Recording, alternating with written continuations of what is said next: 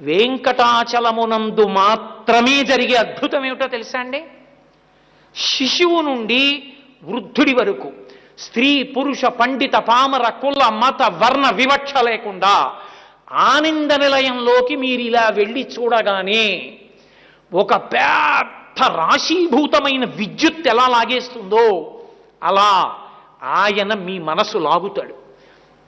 అందుకే అప్పటి వరకు అబ్బా ఏమిటోనండి అన్నవాళ్ళు అబ్బా ఎంత బాగున్నాడని అంటారు.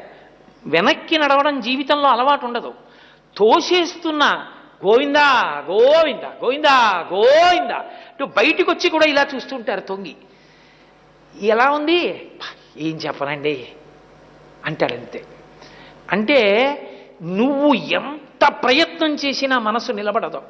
సదా మోహాటవ్యాం చరతి యువతీనాం కుచగిరౌ నటత్యా